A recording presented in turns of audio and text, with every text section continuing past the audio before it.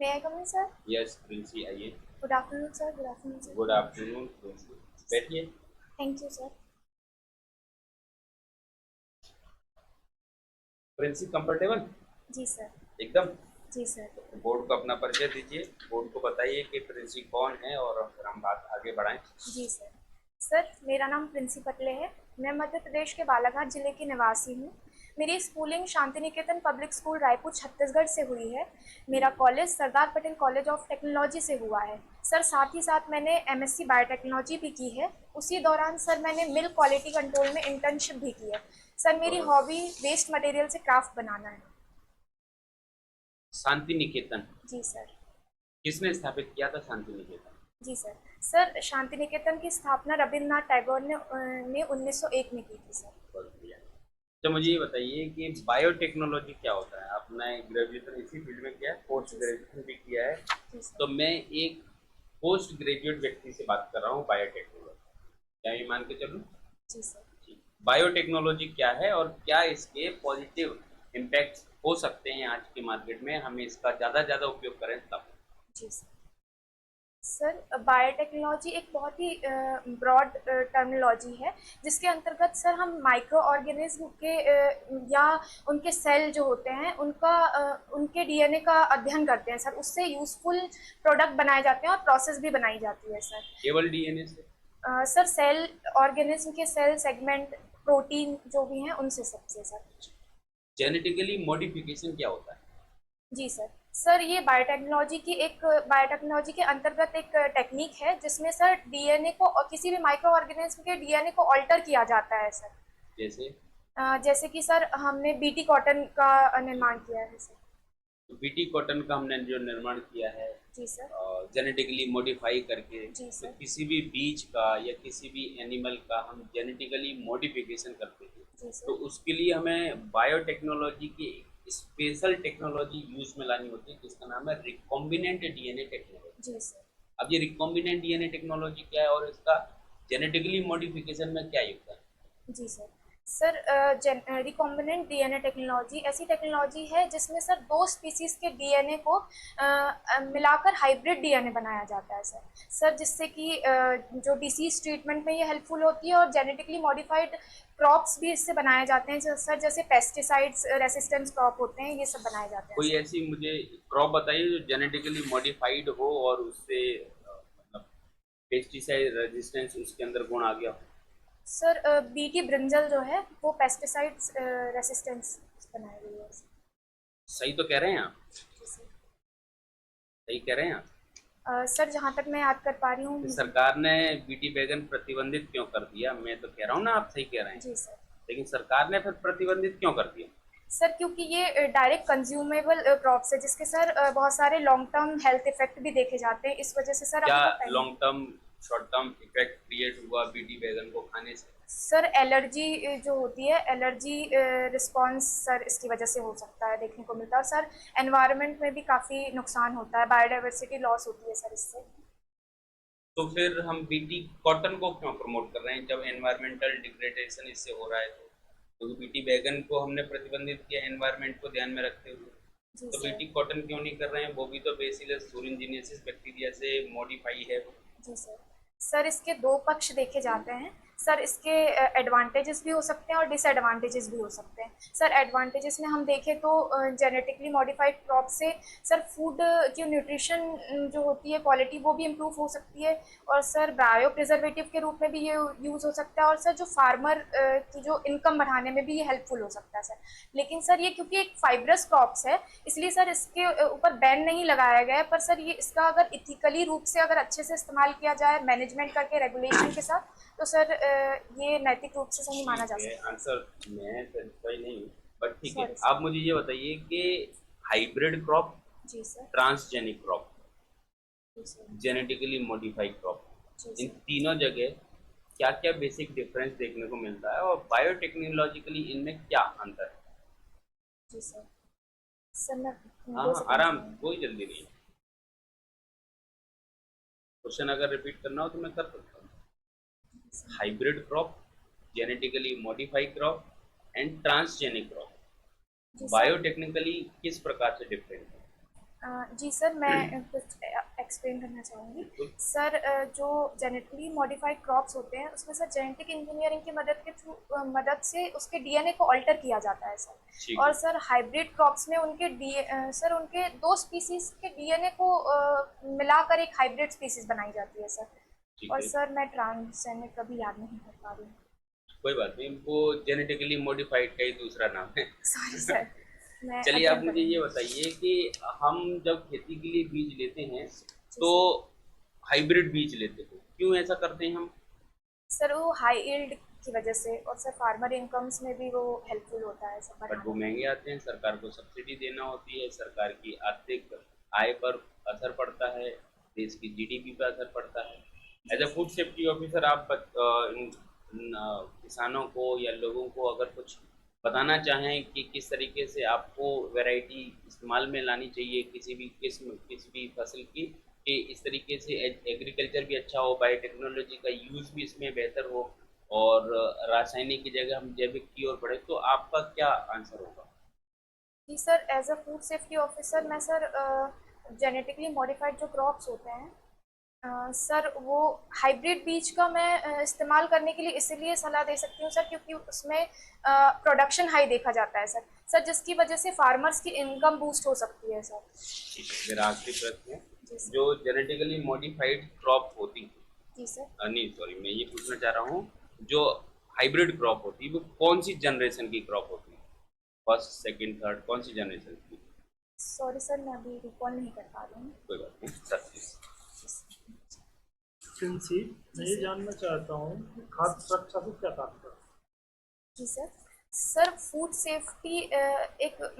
Safety से तात्पर्य है कि ऐसे खाद्य पदार्थ जो मानव स्वास्थ्य के लिए उपयुक्त हों सर। ऐसे खाद्य सॉरी सर, ऐसे खाद्य को फूड सेफ्टी के अंतर्गत लिया जाएगा सर। मैं इस जवाब से संतुष्ट नहीं। सॉरी खाद्य सर। सुरक्षा का तात्पर्य मेरे हिसाब से है समाज के प्रत्येक वर्ग में, प्रत्येक क्षेत्र में खाद्यान्न की उपलब्धता सुनिश्चित करना। सॉरी सर, मैं इसको फूड सेफ्टी से कंफ्यूज कर गई। खाद्य ठीक। तो सरकार के द्वारा खाद्य सुरक्षा को सुनिश्चित करने के लिए क्या क्या प्रोग्राम चलाए गए हैं? जी सर, सर पीडीएस सिस्टम चलाया जा रहा है, और sir national food security mission के थ्रू भी फूड सिक्योरिटी का इंश्योर किया जा रहा है सर। प्रधानमंत्री अंत्योदय अन्न योजना क्या है? जी सर। सर इस प्रधानमंत्री अंत्योदय अन्न योजना के तहत समाज के लास्ट व्यक्ति है उन तक भी सर अन्न या खाद्य पहुंचाने की को सुनिश्चित किया जा रहा है। इसके अंतर्गत सर जो अंत्योदय परिवार रहते हैं उनको 35 किलो सर राशन दिया जाता है सर। वर्तमान में कितने परिवार, कितने लोगों को सुनिश्चित किया है इस योजना के दायरे में? भारत की कितनी प्रतिशत आबादी आती है? सर मैं प्रयास करना चाहूँगी सर। 67%। 81 करोड़ लोगों को सरकार जी सर। योजना से। ये खाद्य सुरक्षा अधिनियम कब आया? सर खाद्य सुरक्षा अधिनियम 2006 में आया है सर। अच्छा, चलो ठीक है प्रिंसी। तो खाद्य सुरक्षा अधिकारी का कार्य क्या क्या होता है? जी सर। सर खाद्य सुरक्षा अधिनियम 2006 के 6 की धारा 37 के अंतर्गत सर खाद्य सुरक्षा अधिकारी के कार्य बताया गया है। सर खाद्य सुरक्षा अधिकारी जो होता है वो ग्राउंड लेवल पर फूड सेफ्टी इंश्योर करने वाला अधिकारी होता है सर। इसके कार्य के अंतर्गत इंस्पेक्शन करना, सैंपलिंग लेना आता है, और फूड प्रेमाइसिस में जाकर वहाँ पर सैंपल इकट्ठा करके सर उनको लैब में भेजता है, और रिपोर्ट आने के बाद सर कार्यवाही करता है। और सर ये आर्टिकल 32 के तहत डेजिग्नेटेड ऑफिसर को इम्प्रूवमेंट नोटिस देने के लिए रिकमेंड भी कर सकता है सर। तो इसको आप अधिक उत्तरदायी बनाने में क्या कार्य करेंगे इस पर? जी सर। सर खाद्य सुरक्षा अधिकारी के रूप में सर मैं अपने व्यक्तिगत से बताना चाहूँगी कि सर मैं इसका एक कार्य होता है अवेयरनेस, लोगों में, एफबीओज में और कंज्यूमर में अवेयरनेस फैलाना। तो सर मैं जो मेरी हॉबी है और जो एफएसएसएआई के इनिशिएटिव्स हैं जैसे ईट राइट इंडिया कैंपेन सर, इसके थ्रू मैं उसे और ग्राउंड लेवल पर इम्प्लीमेंट करने की कोशिश करूँगी, और सर मॉडल्स के थ्रू और पॉम्पलेट के थ्रू सर मैं इसे फैलाने की कोशिश करूँगी सर। आपने रानी दुर्गावती विश्वविद्यालय जबलपुर से स्नातक कार्यक्रम अपना जी संपन्न किया हुआ है। जी सर। वर्तमान में रानी दुर्गावती विश्वविद्यालय की चांसलर कौन है, वाइस चांसलर कौन है? सॉरी सर, मैं याद नहीं कर पा रही हूँ। और देवी अहिल्याबाई विश्वविद्यालय के वाइस चांसलर कौन है वर्तमान में? Sorry sir.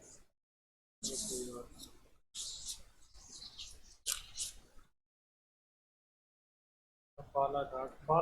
बालाघाट की राजनीतिक स्थिति के बारे में थोड़ा बताइए, आप क्या कहना है? जी सर। सर बालाघाट में वर्तमान में 6 विधानसभा हैं और 12 तहसीलें आती है सर। सर यहाँ के एसपी जो हैं वो श्री आदित्य शर्मा जी हैं, और सर यहाँ पे कलेक्टर जो हैं वो श्री मृणाल मीना जी हैं। सर यहाँ यहाँ पर 10 विकासखंड हैं सर, और जो विधानसभा से मैं आती हूँ सर, वो बैहर विधानसभा, वहाँ के विधायक श्री संजय उइके जी हैं सर।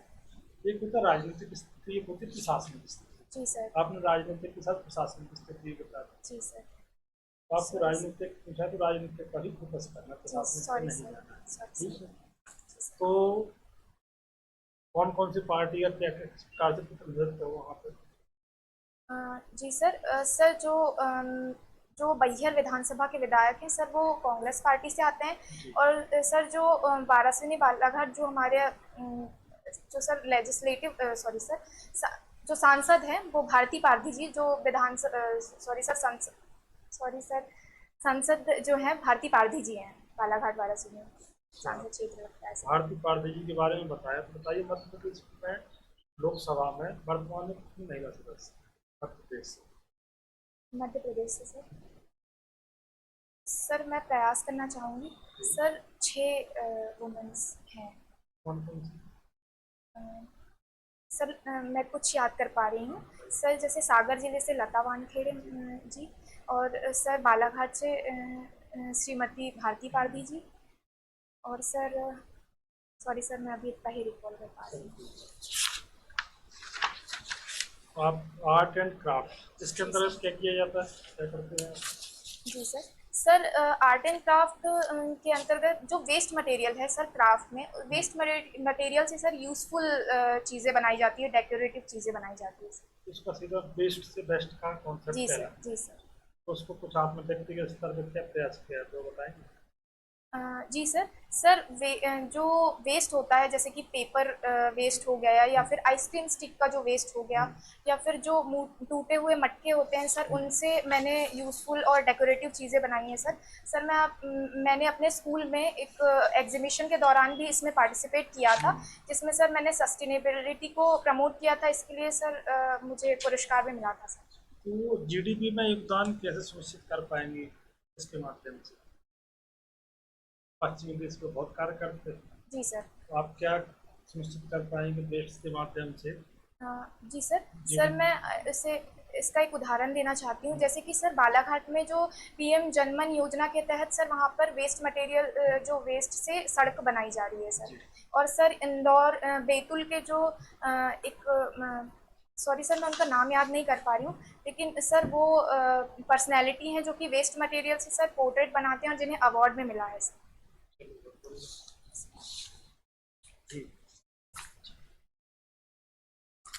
तो तुलसी जी, जी सर। आप बालाघाट जिले से हैं। जी सर। बालाघाट जिले को यदि हम देखें जी सर। तो मध्य प्रदेश को यदि भौगोलिक आधार पर देखें तो बालाघाट जिला कहाँ पड़ता है मध्य प्रदेश? जी सर। बालाघाट यदि जिला, उसकी दिशा बतानी हो तो कैसे बताएं? जी sir, sir south east direction में, साउथ ईस्ट डायरेक्शन में जी पड़ता सर। है। ठीक है। और ईट राइट इंडिया के बारे में कुछ नहीं बताइए आप? जी sir. Sir eat right India campaign जो है वो 10 जुलाई 2018 को सर शुरू किया गया था। इसके तहत सर लोगों में सही भोजन लेने के लिए सर उनको एनकरेज किया जाता है। सर इसके 3 पिलर्स हैं, ईट सेफ, ईट सस्टेनेबल और ईट हेल्दी सर। इसके तहत सर जो FSSAI है वो सर हेल्दी फूड को प्रमोट कर रही है सर। जैसे आज की डेट में क्या है हेल्दी फूड? जी सर, जैसे कि बैलेंस डाइट में हमें कार्बोहाइड्रेट, प्रोटीन और फैट इक्वल जो इनकी मात्रा रहती है, जैसे सर 50 से 55% हमें कार्बोहाइड्रेट से एनर्जी मिलनी चाहिए, और सर 20 से 30% हमें फैट से एनर्जी मिलनी चाहिए सर। ये इसके माध्यम से माई प्लेट फॉर अ डे एक इनिशिएटिव है सर, वो लाया गया है सर।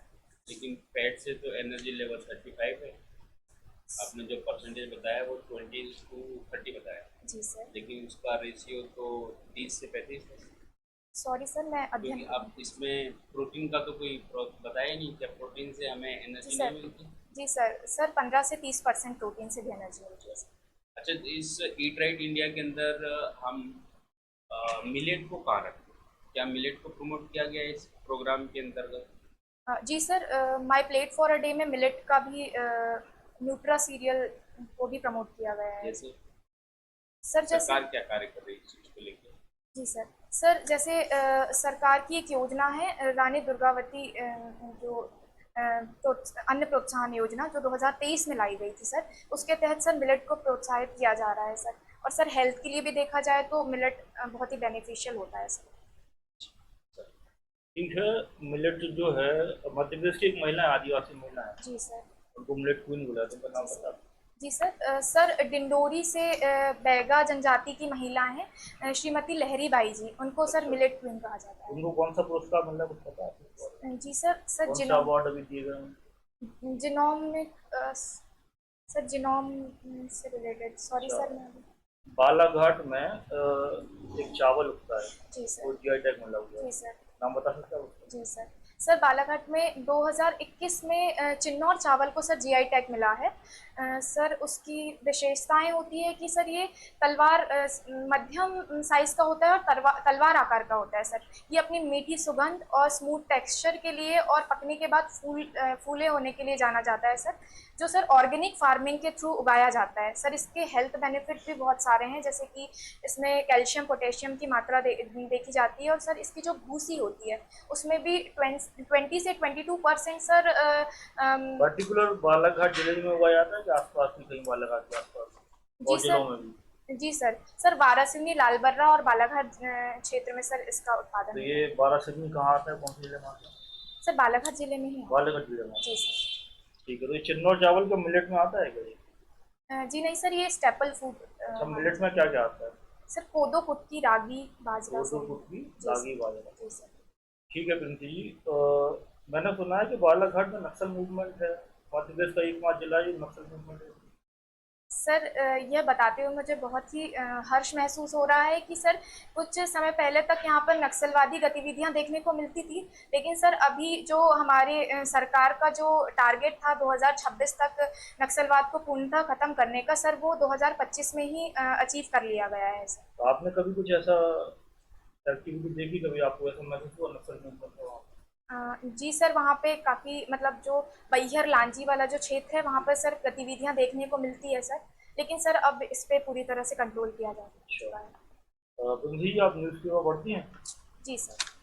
अभी हाल ही में एक मुद्दा चल रहा था एप्स्टीन फाइल का, जी सर। उसके बारे में कुछ जानकारी है आपको? जी सर, मैं जो मुझे थोड़ी हाँ जानकारी जी मैं जी, उसको बताइए बताइए। सर ये एक सेक्स रैकेट के रूप में जी। था और उसमें सर जो नाबालिग बालिकाओं का सर शोषण किया जा रहा था और सर उसमें मीट कंजप्शन की भी बात कही गई थी अच्छा सर। अच्छा, तो कौन कौन से देश से संबंधित है ये?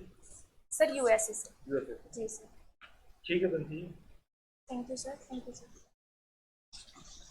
Thank you sir.